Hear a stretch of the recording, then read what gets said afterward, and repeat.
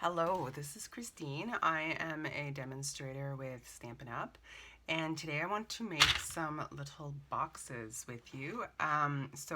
Christmas is coming, but we can use boxes all year round.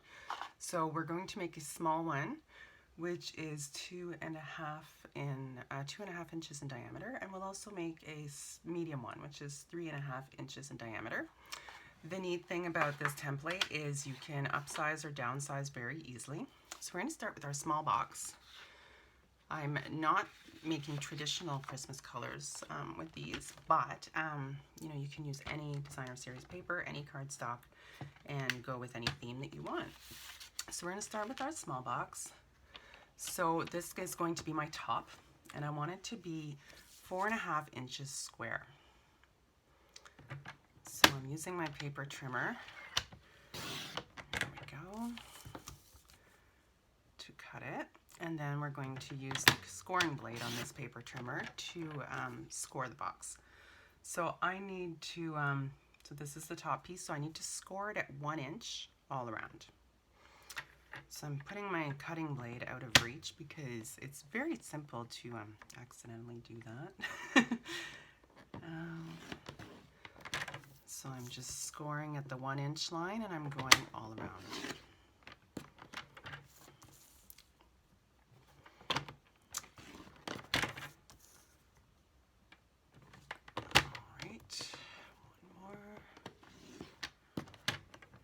So we'll put the lid out of reach and do the bottom. So for this one, I want to go at 6.5, which means I'm going to need the extension arm on my trimmer. There we go.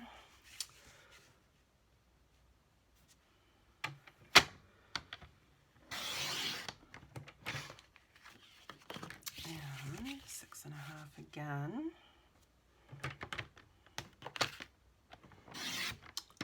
So because we want the bottom to be a little bit deeper, we're gonna score at 2 inches all the way around.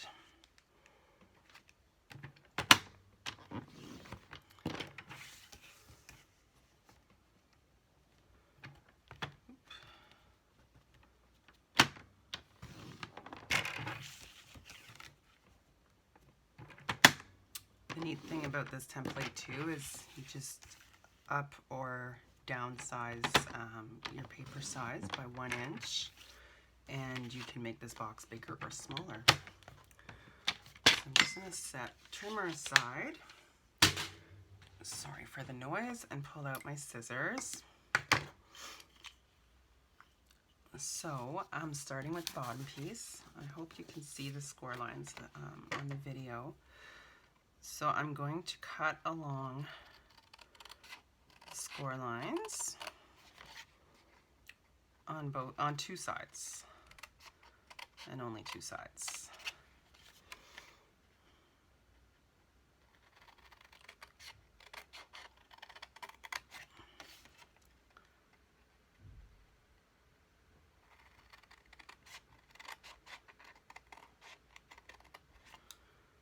All right.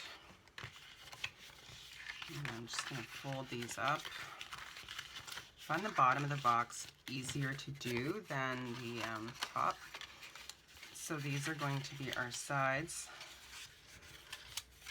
And it just comes together like so.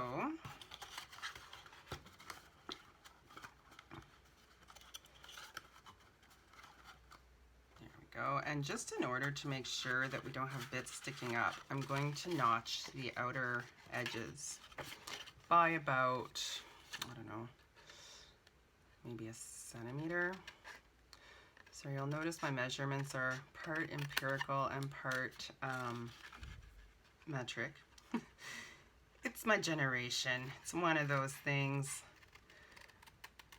I think all of us children of the 80s have issues with their measurements.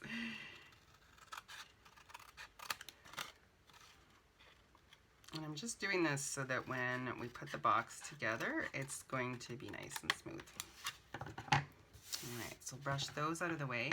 Now I'm going to use my liquid glue. You can also use tear tape. Essentially, you just want to make sure that you're using something that's got a really strong bond. so that your box doesn't come apart. So I'm just going to put glue on these pieces that I've notched.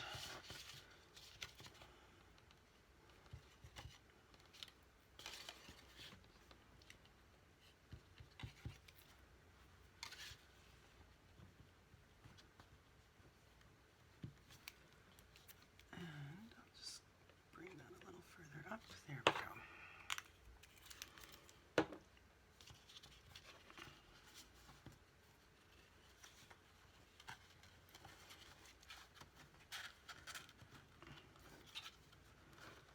What I like about the liquid glue is it's got a little bit more time before it sets, so you can move things around a little bit if needed. Whereas if you use the tear tape, it is set in one go. So there's the bottom of our box. So now the lid, it's the exact same principle as the bottom. It's just a little bit trickier because if you make your lid too snug, you're going to have a lot of, well, you won't be able to close your box very nicely.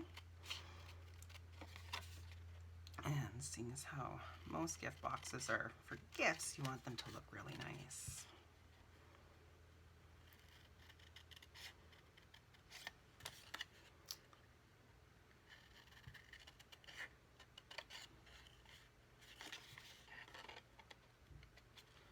I'm just going to notch my outside pieces now.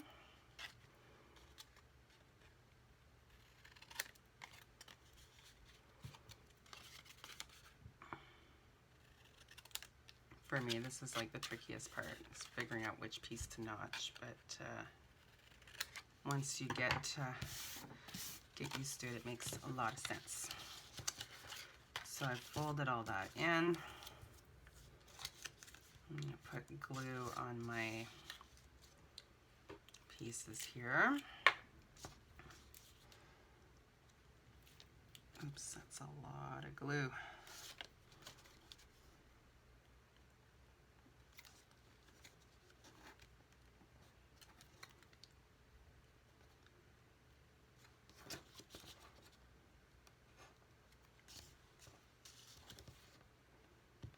Way too much glue on these pieces, so I'm just going to grab some from there. There we go. So the thing to be really careful with when you're doing your lid is that you want it to fit snugly, but not so snugly that the box won't close. So one tip that I've got is you can put together one side, but before you put the other side together, stick the lid on your box and then you'll see. There we go. So I've just notched it, pulled it out just a tiny bit so that it's not going to squish the sides of the box. And there's our first box. So very cute, super simple. So the lid is snug but not too tight. And the other one, so I should mention too, this is the Perfectly Plaid paper, which is currently on a 15% discount until the end of October. So if you're like that one, you can get it at a reduced price. So for this one, I'm going to use the Ornate Garden Specialty Designer paper, which has a beautiful gold foil running through it. So this color is not typically Christmassy, but I find with the gold foil it really dresses it up. So for this one, for the top, we want a square cut to 5 1/2. So do that, and then again at 5 1/2.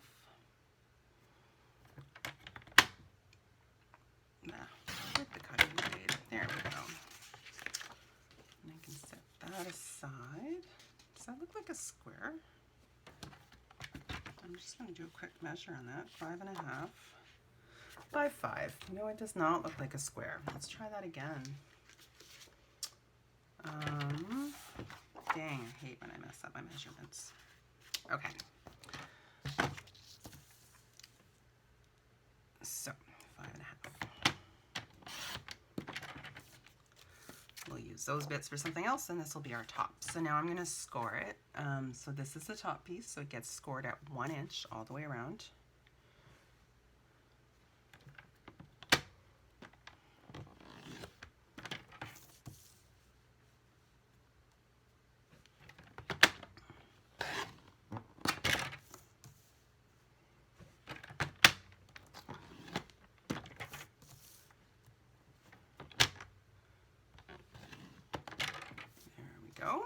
And then we'll do the bottom. We'll cut the bottom at the same time. So for the bottom, for this box, I need a 7.5 inch square. So again, I'm going to use the arm to extend my measurements.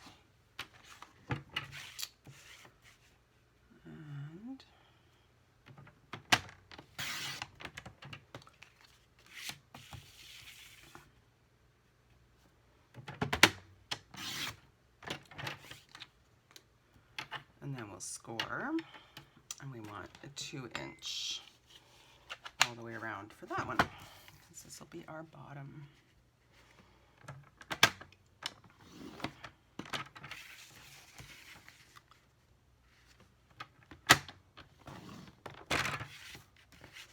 The scoring blade just really prepares your paper for folding, so it allows you to fold your paper without having without it crackling like it sometimes can do, especially with thicker cardstock. All right, so put the trimmer away and pull out our scissors. Again, I'll start with the bottom so that I have a measure for my top piece.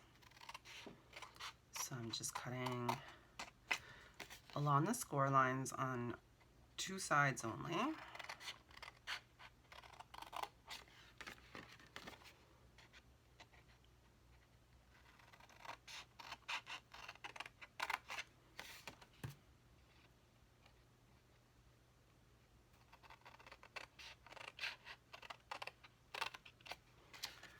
And then I'll notch the outsides by about, I don't know, 1/4 inch, centimeter-ish. Doesn't have to be exact. And that's just so that when you put your box together, you don't have pieces sticking up.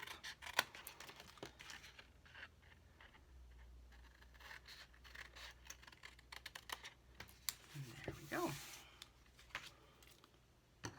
So now I'm just going to make my folds. And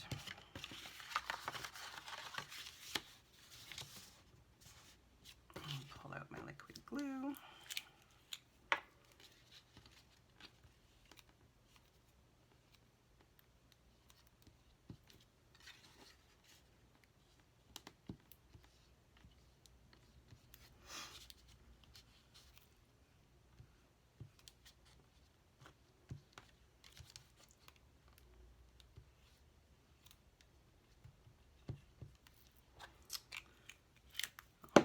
And then we'll make our box. So I'm just going to fold these ones in all together.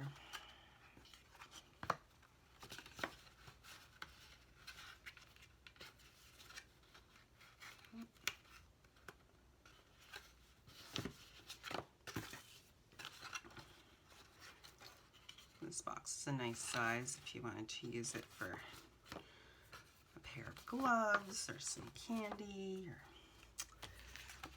anything really. It's a little bit bigger.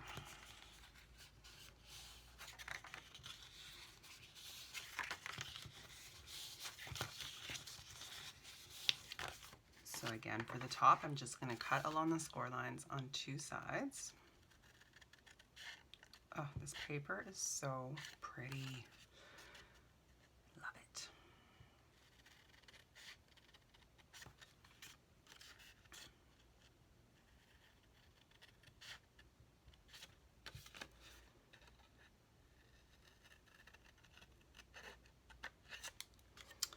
And I'll just notch the outsides a little bit, because because it's smaller, I'm just really taking off, I don't know, about maybe a 1/4 inch or a 1/2 centimeter. All right.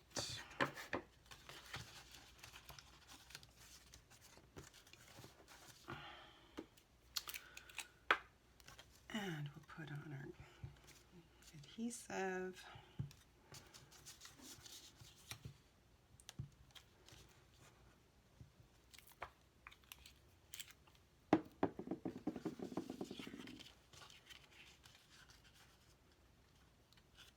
So I'm going to put one side together. Again, I'm keeping my edges a little bit loose so that when I put the box together, it won't squeeze the bottom.